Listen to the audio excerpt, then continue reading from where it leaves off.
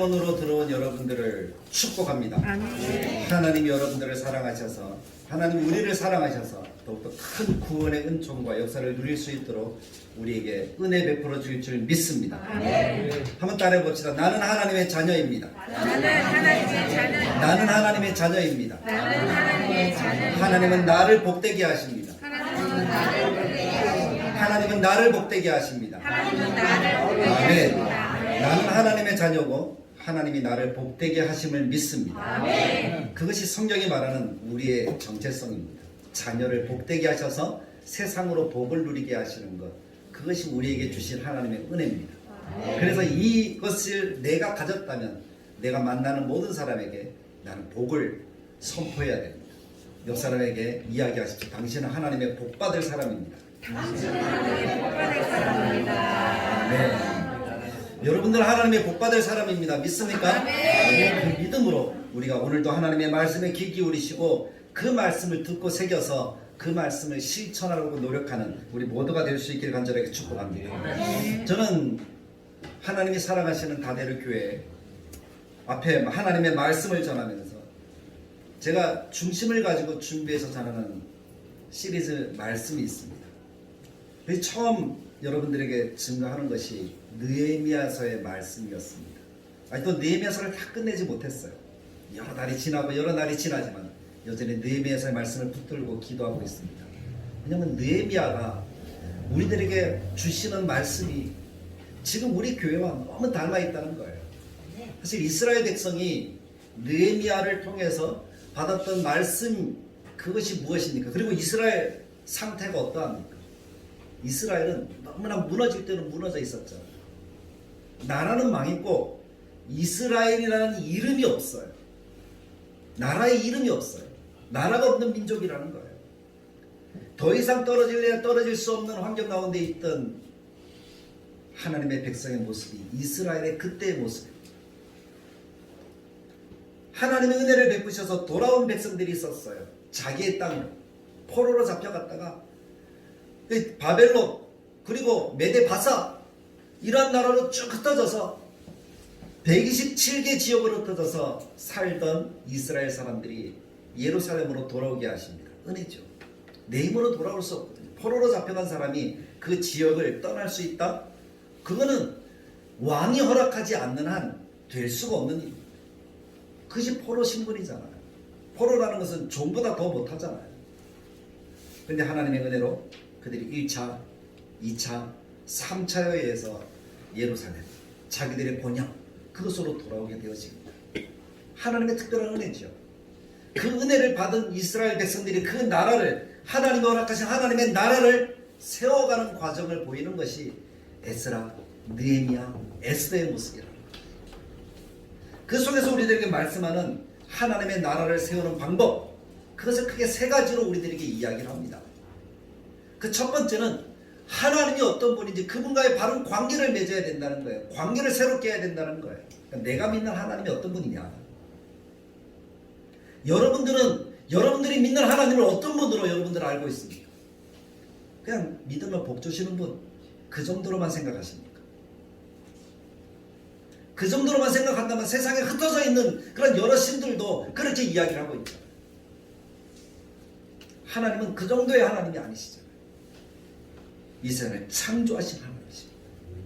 나를 창조하신 하나님이십니다. 이 세상을 운행해 가시는 하나님이십니다. 그것보다 더 놀라운 일이 어디 있습니까?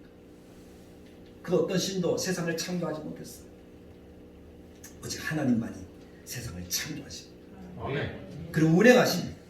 우리 인생을 다스리십니다. 인생의 모든 것들을 책임지시는 분입니다. 내가 그 하나님을 믿어서 그 하나님의 자녀가 되었다는 것이 내가 만날 하나님과의 나의 관계예요. 하나님 그 자녀와 교제하고 싶어 하셔요. 그래서 아담을 만드시고, 그래서 아브라함을 부르신 거예요. 이스라엘 민족을 택하신 거예요. 오늘 교회된 우리를 하나님의 택하신 줄 믿습니다. 그 하나님과의 관계, 내가 하나님께 어떤 존재인가를 깨닫는 것, 그것이 첫 번째예요. 그 사람들이 모인 것이 교회잖아요. 하나님과의 나와의 관계, 내가 하나님의 자녀라는 것을 분명히 아는 사람들이 함께 모여서 예배하는 자리, 그 자리가 이 교회 예배의 처소입니다. 그럼 이곳에서 하나님이 무엇을 하십니까? 하나님의 말씀을 주시죠. 말씀은 은혜입니다. 이스라엘 백성들이 성막을 짓습니다. 성막 제일 깊숙한 곳에 지성소를 하나님이 만드시죠. 그곳에 언약의 법궤를 두시고 그 위에 시은자를 하나님이 만들어 주십니다. 그래서 그곳에서 은혜의 말씀을 선포하십니다. 마땅히 죽어야 되는 인생이 그 자리로 나오면 하나님의 은혜로 사는 거예요. 생명을 누리는 거예요. 그 은혜를 허락하시는 것이에요. 그것이 시대를 흘러가면서 오늘 우리 시대에 맞추어서 하나님의 교회 속에서 하나님의 말씀을 전하게 하시는 거예요. 그래서 그 말씀이 우리를 살리는 능력이 되게 하셨다는 겁니다. 그래서 우리가 하나님의 교회로 모였다면 우리는 하나님의 말씀으로 사는 하나님의 자녀인 것을 또한 기억해야 된다는 것이죠. 그래서 하나님께서는 이스라엘 백성들이 처음 들어왔을 때는 스룹바벨을 통해서 성전을 재건하게 하십니다. 하나님과의 관계를 세우는 거예요. 그리고 두 번째는 에스라를 통해서 하나님의 말씀을 가르치게 합니다. 하나님의 나라가 말씀이 없이 세워질 수가 없기 때문입니다. 그리고 오늘 느헤미야를 통해서 하나님이 이제 하나님이 통치하신다, 하나님의 나라가 완성된다 하는 것을 보여주는 거예요. 성벽을 재건하게 하시는 거예요. 하나님의 보호가 있다는 것이죠. 그것이 백성이 누릴 하나님의 교회의 모습입니다. 주여 이제 회복하게 하소서는 거기서 나온 거예요. 아멘. 하나님 이런 교회의 모습을 하나님 다시 회복될 수 있도록 도와달라. 하나님 우리가 그런 은혜를 누릴 수 있도록 주님 인도해 주옵소서. 그것이 이 말씀의 내용이라는 거죠. 그런데 이런 하나님의 교회, 이런 하나님의 나라를 세워가는데 그냥 순조롭게 되어진다면 얼마나 좋겠습니까? 걱정도 염려도 없지 않겠습니까? 근데 세상의 일이라는 것이 그렇지 않잖아요. 인생이 왜 고통을 당합니까? 인생이 왜 어려움 속에 살아갑니까? 우리들이 예수를 믿는다고 하는데도 왜 여전히 고통은 사라지지 않는 것일까요? 무엇 때문일까요? 그것은 바로 죄라는 것입니다. 죄는 하나님을 알지 못하는 거예요. 하나님을 믿지 않는 거예요. 내가 뭐 잘못된 행동을 하고 뭐 그것이 죄가 아니라 하나님을 알지 못해서 하나님을 믿지 못하는 그것이 죄라는 거예요. 아멘. 하나님과의 관계가 없다는 거예요. 그것이 죄죠. 관역을 벗어났다. 그것을 죄라고 하는데 그것은 하나님이라는 그 우리의 인생의 최고의 목적, 목표 그것을 우리가 놓쳤다는 거예요. 그것이 죄죠. 그 죄가 세상에 들어오면서 어떻게 됩니까? 다른 주인을 사람들이 쫓아갔다는 거예요. 그 다른 주인이 뭡니까? 우상이라고 대표하죠. 근데 현대의 우상이라고 하는 것은 물질이 되고 사람이 되고 환경이 되는 거예요. 거기에 매이는 거죠. 사람이 최고고 사람의 말 거기에 내가 왔다 갔다 한다면 나는 사람의 우상이 있는 거예요. 물질 때문에 내가 왔다 갔다 한다면 내 안에 물질의 우상이 있는 거예요. 환경 때문에 내가 왔다 갔다 한다면 중심을 잡지 못하고 있다면 내가 그 환경에 매여서 살아가는 것이니까 환경의 우상을 내가 모시고 있는 거예요. 그런 우상들이 있는데 하나님과의 관계가 바로 세워지겠습니까? 안 되잖아요. 안 되잖아요. 고통이 오는 거예요. 근데 그 모든 우상의 제일 중심에는 누가 있습니까? 바로 하나님을 떠난 마귀라는 존재가 있는 거예요. 그 마귀가 그런 우상들을 통해서 우리에게 다가와서 우리를 미혹하고 넘어뜨리는 거예요. 하나님과 더 멀어지게 하라는 거예요. 세상의 모든 것들을 보십시오. 하나님과 더 멀어지도록 만드는 것이 세상의 모습입니다. 아이들이 핸드폰을 들고 있죠. 고개를 이렇게 번쩍 드네요. 아이들이. 그 핸드폰도 우상이 되는 거였어요. 그거 없이는 애들이 못 살아가요. 나이 많은 어르신들은 TV가 우상이 되어버렸어요. TV 없이는 재미가 없대요. 드라마 보는 재미로 사신대요. 그렇지 않겠습니까? 그것뿐입니까? 사탄은 그러한 우상들로서 우리를 미혹할 뿐만 아니라 우리들에게 고통도 안겨다 줍니다. 고통을 주면 힘들면 입에서 원망과 불평이 나오잖아요. 사람의 관계를 깨뜨립니다. 그리고 원망과 불평이 나오게 해요. 하나님의 것이 아닌 것이 내 입술을 통해서 나오게 하는 거죠. 마귀는 아주 오래전부터 그런 고통을 주는 수단들을 통해서 우리가 하나님과 더 멀어지도록 만들어버립니다.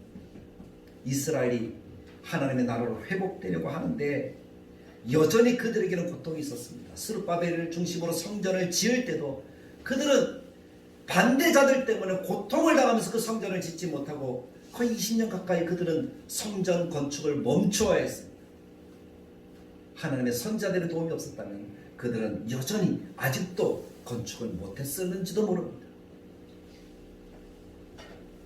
그리고 지금 하나님의 나라를 세워가는 성벽을 재건하는 이 과정 속에서도 하나님 그런 대적들을 만나게 하시잖아요. 우리가 한 달 전에 이 말씀을 들었기 때문에 한 달 전 말씀을 돌아가서 생각해 보면 바로 그 대적들 가운데 산발라, 도비아, 게셈이라는 사람들이 중심으로 해서 이스라엘을 괴롭히고 방해하는 것을 우리가 알 수가 있습니다. 하나님의 교회를 세워가는 데도 마찬가지예요. 교회를 모르는 사람들이 교회를 방해하는 것이 아니라 교회를 아는 사람들이 교회가 세워지지 못하도록 방해하는 것을 우리가 많이 경험하고 또 보게 되지 않습니까? 이스라엘을 아는 사람들입니다. 산발라, 도비아, 게셈은 어떤 사람입니까? 산발랏이라고 하는 사람은 호론 사람이라고 성경에 기록이 됩니다. 요세푸스라는 학자는 뭐라고 얘기하는가 하면 이 사람은 사마리아 사람이다. 그의 어머니는 사마리아인이고 그의 아버지는 아수르 사람이다. 혼혈이라는 거죠. 그래서 그들이 정착해 사는 곳이 사마리아 땅이었다는 거예요. 그리고 이 사람들은 권력을 가지고 있었습니다. 아마 사마리아 지역을 통치하던 그런 사람이었던 것으로 우리가 이해를 합니다. 암몬 사람 도비아도 마찬가지입니다. 아버지가 암몬 사람이에요. 암몬 지역에서 이 땅으로 옮겨온 사람이에요. 그리고 그 사람도 혼혈입니다. 그리고 게셈은 아라비아 사람이다 라고 이야기합니다. 아라비아 지역에 살다가 이 땅으로 이제 온 거예요. 그래서 혼혈하면서 살았던 거예요. 사마리아 지역의 통치자로서, 사마리아 지역이라고 한다면 이 유대 땅 안에, 이스라엘 땅 안에 있는 그런 땅이잖아요. 그의 통치자들인데 지금 느헤미야라는 사람이 와서 성벽을 재건하는데 자기들을 같이 동참시키지 않는 거예요. 그러니까 이 사람들이 화가 나서 이스라엘 사람들이 성벽을 재건하지 못하도록 백성들을 비방하고 힘을 뺍니다. 야, 너희들 힘도 없는 것이 무슨 성벽을 재건한다고, 나라를 새롭게 한다고, 너희들 무슨 반역하는 거 아니야? 거짓 정보를 흘려서 백성들의 마음을 흔들어 결국 이 일을 포기하게 만들어 교회를 새롭게 세워가는데, 야, 너희들끼리 뭐해? 우리 힘 없이 되겠어? 돈 없이 되겠어? 그런 식으로 하나님의 백성들의 마음을 흔들어 놓을 수도 있습니다. 그러나 그럴 때 우리는 느헤미야가 어떤 행동을 취해야 하는지 분명하게 알고 그 모습을 우리도 분명하게 우리의 삶 가운데 적용을 해서 나가야 되리라고 믿습니다. 느헤미야는 그런 미혹들과 소리들을 들을 때 아직 행동하지 않았으니까, 소리만 했으니까 또 얼마나 다행이에요. 그래서 느헤미야는 그런 소리를 들을 때 단호하게 끊었어. 너희들은 하나님의 이 기업에 너희들은 자리가 없다. 왜냐하면 그들은 하나님을 경외하고 하나님을 높이려고 하는 그런 사람들이 아니거든요. 자신의 욕심을 채우려고 하는 그런 인생들입니다. 그래서 느헤미야는 그것을 알고 과감하게 끊었습니다. 단호하게 대처했습니다. 어설프게 하지 않았어요. 제가 일을 해보니까 그래요. 어설프게 이렇게도 하고 저렇게도 하니까 일이 오히려 더 안 되더라고요. 끊을 때 단호하게 끊어주고 맺을 때 확실하게 맺고 그래야지 일이 더 되더라고요. 느헤미야는 그렇게 했습니다. 그래서 백성들이 한마음이 되어서 성벽을 재건하도록 백성들에게 하나님의 뜻이 무엇인지를 밝혀서 이야기해요. 하나님의 선한 손이 도우신 역사들을 이야기를 했다는 거예요. 그랬더니 2장 18절에 보니까 그들이 한마음이 되어서, 그들이 마음을 아파해서 성벽 재건을 해나갔다. 그들이 일어나서 건축하자. 이제 우리가 더 이상 이런 아픔과 고통을 당하지 말자. 하나님 우리를 도우신다 하는 그 마음을 가지고 3장에 보면 그 다음은 하면서 역사의 기적들을 이루어가고 있는 것을 봅니다. 대제사장 엘리야십과 형제들과 함께 양문을 건축하기 시작하면서부터 모든 백성들이 양문, 한베아 망대, 하나넬 망대, 어문, 옌문, 그래서 10개의 성문과 4개의 망대를 중심으로 해서 예루살렘 성벽을 지어져 가는 거예요.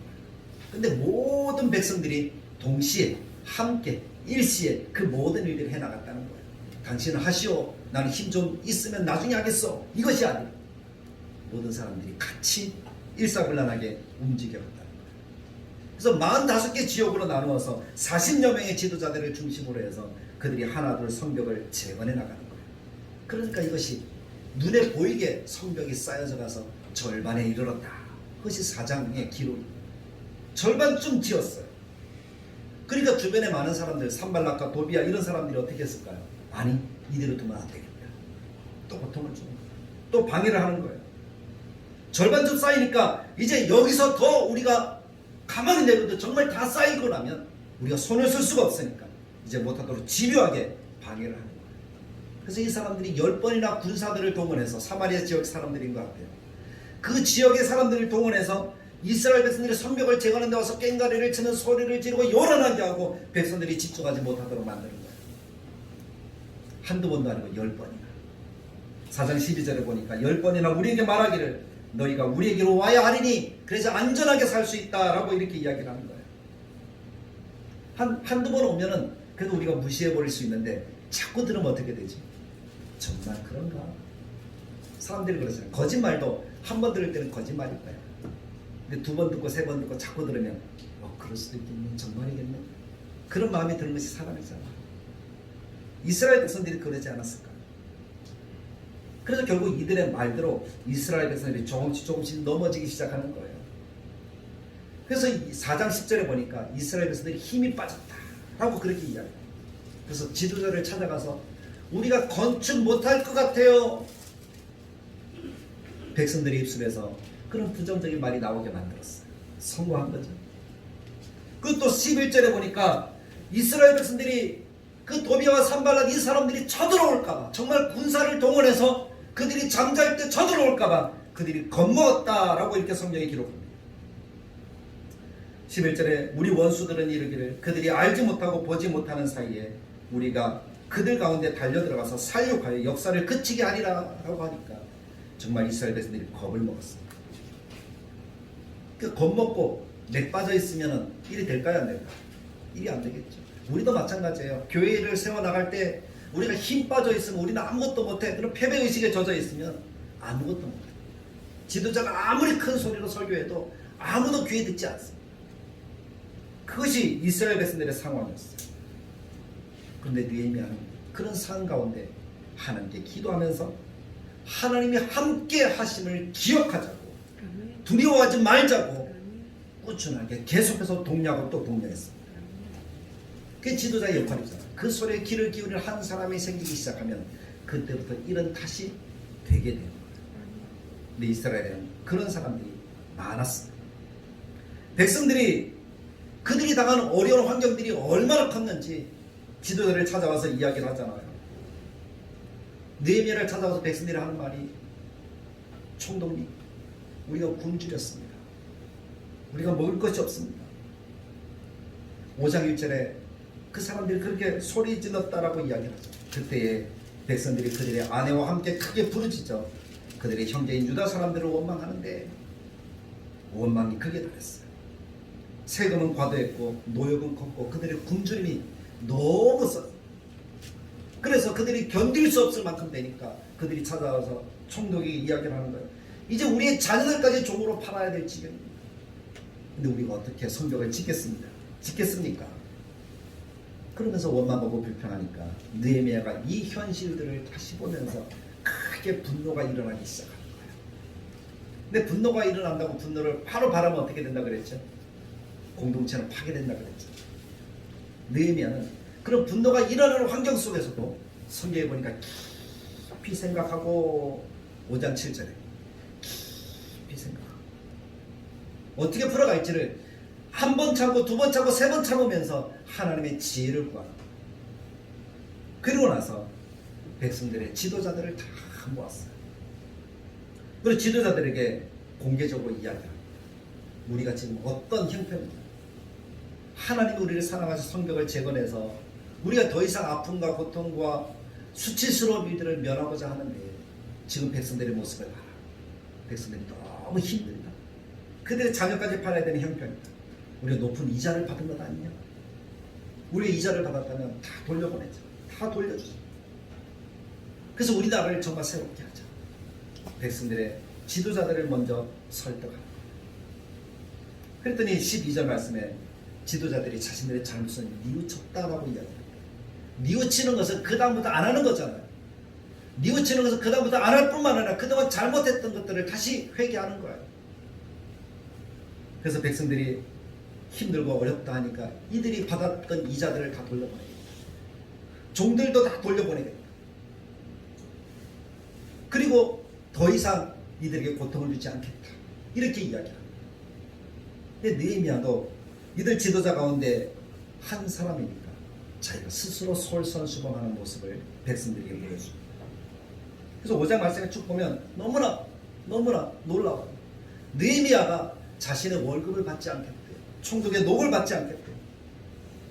당시의 총독들은 왕이 주는 녹도 받았어요. 그리고 그 땅에서 있는 세금을 자기가 다 먹었다는 거예요. 이중으로 당시의 총독들은 자기가 받을 것을 받아 챙기는 사람들이었어요. 근데 느헤미야는 12년 동안 총독의 녹을 받지 않겠다. 백성들이 주는 세금에 대해서 자기는 손대지 않겠다는 거, 왕이 주는 것만으로도 충분하다는 거예요. 그리고 자신의 이익을 취하지 아니하였고 함께 노역을 감당합니다.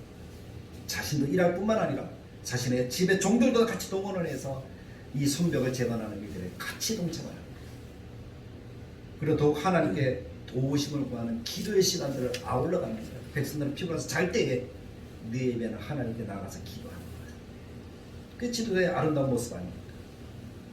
그렇게 기도하면서 솔선수범하면서 일을 하니까 성벽을 재건하는 일들이 더욱더 탄력을 받아서 힘을 받아서 더 잘 되는 거예요. 거의 이게 쌓여져 올라가니까 이 방해자들이, 방해꾼들이, 산발락과 도비야 이런 사람들이 가만히 있겠습니까? 가만히 있지 않죠. 마귀는 또 방해를 합니다. 하나님께 더 잘 되면 잘 될수록 마귀는 더 우리를 흔들어 놓으려고 할 거예요. 그럴 때 도구가 되지 않는 우리 성도님들이 되시길 간절하게 축복합니다. 산발락과 도비야 같은 사람들이, 겟셈 같은 사람들이 되지 않기를 간절하게 축복합니다. 이제 이들이 백성들을 흔들어 놓는 것을 실패하니까 이제는 타켓을 누구로 정했어요? 느헤미야로 정합니다. 감히 왕의 신뢰를 얻는 느헤미야 총독을 그들이 넘어뜨리려고 하는 거예요. 그래서 그것이 오늘 말씀에 나옵니다. 6장 2절에 보니까 산발락과 겟셈이 내게 사람을 보내어 이르기를 오라 우리가 어느 평지 한 촌에서 서로 만나자 하니 실상은 나를 해하고자 함이었더라 라고 말씀합니다. 만나자는, 개인적으로 만나자는 거예요. 그것도 몇 번씩이나 그렇게 이야기하는가? 4번씩이나 이야기했다. 그리고 4번째는 그들이 편지를 하나 들려보내는데 보통 지도자에게 보내는 편지는 어떻게 해야 되죠? 인을 꽉 찍어서 다른 사람이 보지 못하게 해서 보내야 되잖아요. 근데 일부러 인을 찍지 않는 거예요. 개봉된 상태에서 보내는 거예요. 그러면서 그 편지에는 뭐 어떤 내용이 있는가 하면 느헤미야가 스스로 왕이 되려 한다. 왕이 되어서 대황제에게서 벗어나려고 한다. 통일하려고 한다. 그런 글들을 거기에 써서 보냈다. 그래서 이 편지는 개봉되어 있기 때문에 누구나 다 어떻게 할 수 있어요? 전달되는 그 모든 과정에서 다 볼 수 있다는 거예요. 그래서 느헤미야를 음모해서 느헤미야가 넘어지도록 그렇게 이야기를 만들어가는 거예요. 그래서 느헤미야가 넘어지면 성국 재건이 어떻게 될까요? 멈춰질까 돼요. 그럼 나라가 제대로 되지 않을까? 그래서 지도자가 그래 중요한 거예요. 근데 느헤미야는 그런 모든 상황들을 하나님이 주신 지혜로 이미 다 알았다라고 이야기합니다. 처음부터 단호하게 그러한 거짓을 대적했어요. 너희 말은 거짓말이다. 그렇게 이야기를 하면서 단호하게 끊었습니다. 어설프게 끊으면 안 돼요. 더 이렇게 오더라고요. 직장생활을 할 때 마찬가지였어요. 하면서 한 번 내가 딱 문을 살짝 열어주니까 그 다음부터 그 문으로 많이 들어오는 거예요. 한 번 내가 허용을 하니까 허용해야 되는 일들이 더 자주 일어난다는 거예요. 청년 때 직장생활을 할 때도 그랬어요. 형님들이 술을 먹자 하는 거예요. 신학생이었고 한 1년 휴학하면서 직장생활을 하는 것이었는데 그렇게 하니까 제가 허용하면 어떻게 될까요? 허용하면 그 다음부터는 계속 해야 되잖아요. 안 된다고 그랬어요. 죄송합니다. 안 됩니다. 단호하게 얘기했어요. 그 다음부터는 안 하더라고요. 어설프게 했다면 아마 지금도 모르겠어요. 제가 술을 마시고 설교를 할지. 아마 목사가 안 됐겠죠. 단호하게 했을 때 하나님이 도우시더라고요. 하나님이 함께 하시더라고요. 그 환경 속에서 형님들이 얼마나 저를 좋아하는지 술자리에 꼭 데려가요. 그럼 데려가면 자기들이 계산할 때 손해보지 않아도 되니까. 멀쩡한 사람이 한 사람 있으니까. 느헤미야가 그렇게 단호하게 했을 때 도비야, 산발락 이런 사람들이 더 이상 느헤미야가 접근하지 못하는 거예요. 그러니까 도비야, 산발락이 가만히 있지 않아요. 다시 다른 방법을 씁니다. 오늘 그것이 본문 말씀에 나온 내용이잖아요. 거의 끝나갈 때 17절에 보니까 그때 유다의 귀족들이 여러분 도비야에게 편지하였고 18절에 도비야는 아라의 아들 스가냐의 사위가 되었고 하면서 한 사람을 이야기를 하는데 그 사람이 느헤미야에게 뭐라고 이야기하는 거야? 이제 너는 큰일 났다. 이제 너는 이제 죽는다. 그러니까 성전 깊숙한 곳에 가서 숨어서 지내자 하는 스가냐가 예언을 하게 합니다. 그것이 10절에 기록이 되어집니다. 스마야가 두무물출합니다. 그래서 느헤미야가 찾아갑니다. 그랬더니 스마야가 예언하는 것처럼 너는 이제 큰일 났다.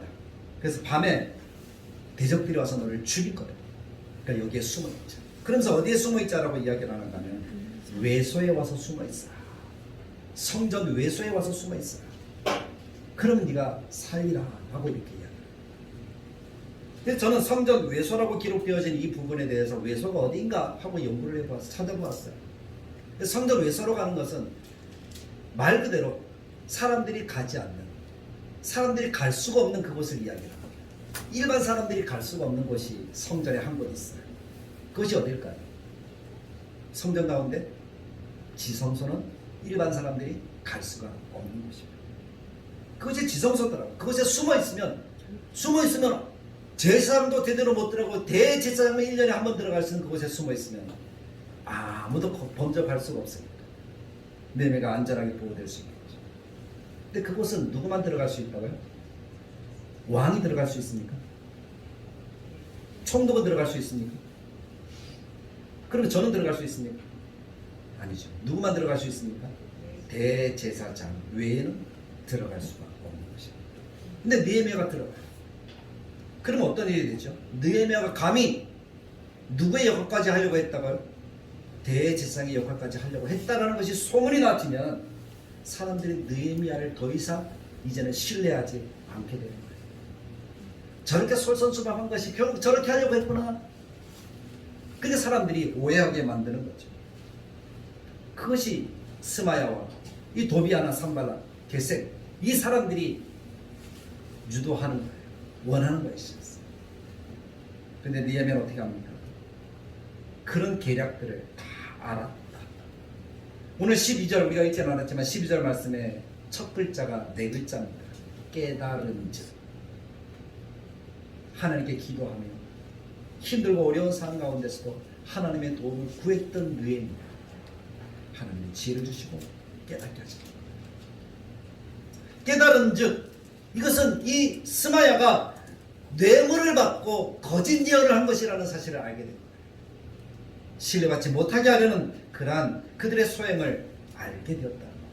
그래서 끊었어요. 아니다. 나는 그렇게 하지 않아. 하나님이 함께 하시면 대적들이 아무리 오더라도 나는 안전할 거다. 내가 거기에 숨지 않아도 된다. 그것은 내가 들어가는 장소가 아니다. 단호하게 끌었다. 그래서 많은 방해들, 수많은 방해에도 불구하고 하나님께 기도함으로 지혜롭게 이 모든 일들을 해나가니까 하나님께서 그 역사를 함께 하시고 인도해 가시는데 성벽이 며칠 만에 재건되었다라고 오늘 본문에 이야기를 하죠. 15절에 보니까 성벽이 52일 만에 다 완성됩니다. 근데 그 성벽이 52일 만에 완성된다는 것이 쉬운 일일까요? 쉬운 일이 아닐까요? 제가 몇 군데 성벽을 한번 가본 적이 있습니다. 아주 잘 되어 있다는 수원성도 가고 남한산성도 가보고 성벽이 어땠을까요? 요만한 벽들 우리 담벼락처럼 이렇게 쌓여 올라갔을까요? 엄청 넓은 성벽들이 쫙 있는. 그리고 산성에도 가봤어요. 제가 살고 있는 기장산에 기장산성이 있고 또 저기 황령산이라는 곳이 있는데 거기 가면 황령산 산성이 있더라고요. 돌을 얼마나 정교하게 쌓으려는지 그 성벽을 보니까 이것이 52일 만에 쌓을 수 있는 그런 성벽이 아니에요. 근데 예루살렘 성벽이니까 온 성을 뺑 두르는 성벽이잖아요. 그것이 얼마나 클까? 역사적인 기록을 보니까 약 5,000m, 5km 되는 둘레였어요. 100m 둘레도 아니고 5km 되는 둘레를 43개 부분으로 나누어서 이 성벽을 재건해 나가는데 한 사람, 한 집안이 맡은 성벽의 길이가 약 100m 정도 되더라고요. 100m 정도 된다면 말이 100m지 열심히 뛰면 제가 뛰면 한 17초? 지금 뛰면 그렇게 될 것 같아요. 그 정도 되는 길이잖아요. 짧은 길이가 운동장 끝에서 끝까지니까. 이 사람들이 이 성벽을 재건하고 어떤 사람은 450m 자기 가문이 그렇게 했다고 그러더라고요. 그렇게 재건을 해나가면서 지었는데 52일 초단시간에 지으면서도 얼마나 완벽하게 지었는지 문을 달고 문짝에 고리를 달고 문을 장면까지 다 했다는 거예요. 완벽하게 짓는데 52일. 어떤 사람들은 450m 감당하면서 자기가 할 수 있는 역량보다 더 지나도록 충성을 다해서 헌신하면서 그 성벽을 재건해 나간다는 거예요. 지도자가 어설펐다면 이런 일이 없을 텐데 하나님이 함께 하시니까 백성들이 마음을 아파해서 이러한 역사들을 이루어가니 결국 그렇게 하나님이 완벽하게 짓도록 허락해 주시는 겁니다. 저는 우리 다대로 교회가 그렇게 되길 간절하게 축복합니다. 지도자뿐만 아니라 모든 성도들이 한 마음이 되어서 52일 만에 이루었던 예루살렘 성벽을 보며 우리 교회가 그렇게 세워져 가는 교회가 되길 간절하게 축복합니다. 그럼 주변의 모든 대적들과 두려움에 떨게 될 줄로 믿습니다. 16절에 보십시오. 우리의 모든 대적과 주위에 있는 이방 족속들이 이를 듣고 다 두려워하여 크게 낙담하였으니 마귀가 낙담하게 될 줄로 믿습니다. 마귀는 낙담하게 될 줄로 믿습니다. 하나님의 역사를 온전하게 이루도록 하나님이 함께 하시는 것을 보게 된 것. 그런 역사들을 이 지역의 많은 사람들이 보면서 하나님의 교회로 들어올 수 있도록 에스더 시대에 에스더와 모르드게가 합력하여서 하나님의 일들을 이루었을 때 거의 수많은 지역의 사람들이 유대인이 되려고 돌아왔던 것처럼 교회의 모습을 보면서 하나님의 교회의 성도가 되기 위해서 돌아오게 되어지는 그러한 일들이 다대교회를 통해서 우리를 통해서 나타나기를 간절하게 축복합니다. 그것을 저는 꿈꿉니다. 그것이 느헤미야 비전이에요. 그래서 우리 성도들 같이 나누는 거예요. 이런 꿈은 저 혼자 꾼다고 되는 게 아니잖아요. 같이 공감해서 함께 할 때 되는 거잖아요. 그래서 여러분들이 마음을 모아서 이러한 역사들을 함께 이루어져 갈 수 있도록 도와주시기를 간절하게 바랍니다. 하나님 허락하시는 예루살렘 성벽이 완공됐던 것처럼 우리 다대로 교회가 완성되어져 하나님이 허락하시는 크게 쓰시는 그런 교회로 우리가 세워져 나갈 수 있기를 간절하게 축복합니다. 그것이 음모를 이기고 극복하는 느헤미야의 리더십이고 우리 교회가 이루어가야 될 아름다운 모습입니다. 기도하겠습니다. 참 좋으신 하나님, 오늘 여기 하나님이 사랑하시는 백성들과 같이 하나님의 말씀을 보았습니다. 음모를 이기고 하나님의 성벽을 재건해가는 세워지는 하나님의 모습을 보았습니다. 우리 다대로 교회가 그렇게 되기를 간절하게 원합니다. 기도함, 믿음으로 선포함, 마귀는 두려워 떨게 될 것이고 우리는 하나님의 영광을 나타내고 하나님을 찬양하는 예배자가 될 것입니다. 하나님 온전한 교제를 통해서 하나님의 복락을 전하는 복의 통로가 되어질 줄로 믿습니다. 하나님 그런 역사들을 이루어갈 수 있도록 오늘 함께 예배하는 모든 성도들의 마음에 이 감동을 주시고 함께 아름답게 이루어갈 수 있도록 협력하여 선을 이루어갈 수 있도록 주님 도와주시옵소서. 예수님의 이름으로 기도드리옵나이다. 아멘. 찬송가 304장입니다. 함께 찬양드리면서 말씀을 마음속에 새기고 그 사랑을 우리 교회를 세워가기를 원합니다. 그 사랑의 은혜들을 우리가 이룰 수 있도록 도와주십시오 라고 찬양하며 나가겠습니다.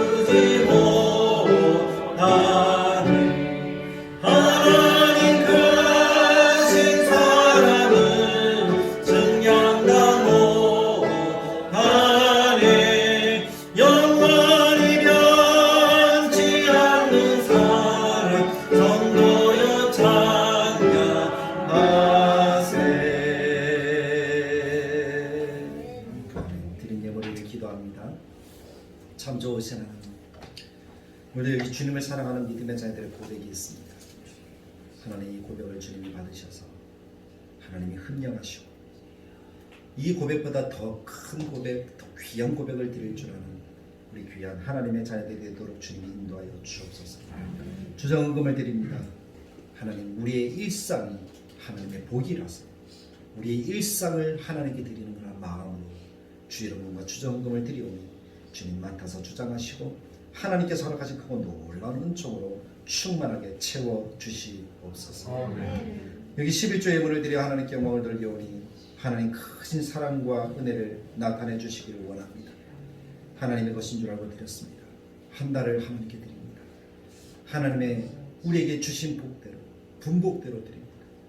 하나님 소원하게 우리의 믿음의 11조를 드릴 줄 아는 하나님의 백성들이 되게 하셔서 우리의 믿음만큼 하나님이 부어주시는 역사를 경험하고 하나님께 영광 돌리며 나아갈 수 있도록 도와주시옵소서.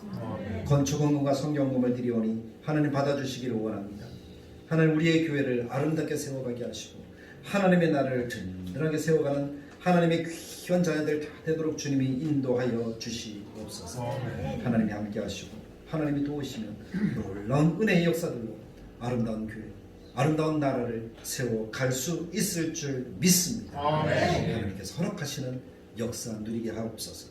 감사의 마음을 다와 귀한 예물을 드립니다. 범사에 감사합니다. 하나님의 사랑으로 가정을 지켜주시니 감사합니다. 일주일 동안 큰 은혜로 지켜주시고 예배하게 하심을 감사합니다. 주의를 섬기게 하심을 감사하고 사랑으로 살아가게 해주셔서 감사하다고 하나님 범사에 감사하다고 하나님께 드리는 귀한 예물들 늘 감사하며 살고 주님 잘 섬기며 순종하게 해달라 신방을 감사해서 드리는 모든 예물들 주님이 기억하여 주옵소서. 하나님 더 많은 감사와 더 많은 고백으로 하나님께 영광을 드리는 우리 다들의 교회 모든 성도들 되도록 주님이 인도해 주시기를 간절하게 바랍니다. 가정과 직장과 환경 속에 하나님이 함께 하시고 특별히 명절에 하나님께 더 큰 영광을 돌리며 복을 누리는 우리 모든 성도들이 되도록 주님이 인도하여 주옵소서. 집을 찾고 어르신을 찾는 그런 마음, 그 효하는 마음들을 주님이 보셔서 더 큰 복으로 주님 또한 아울러 채워주실 줄 믿고 감사드립니다. 예수님의 이름으로 기도합니다. 이제는 우리 주 예수 그리스도의 은혜와 하나님의 사랑과 성령님의 감화, 감동, 축복하시는 역사 하나님의 허락하신 말씀을 붙들고 우리가 한 마음으로 마음을 합하여 아름다운 교회를 세워가기를 원합니다. 명절을 은혜롭게 보내기를 원합니다. 하나님의 백성들 머리 위에 영원토록 함께 계실지어다. 아멘.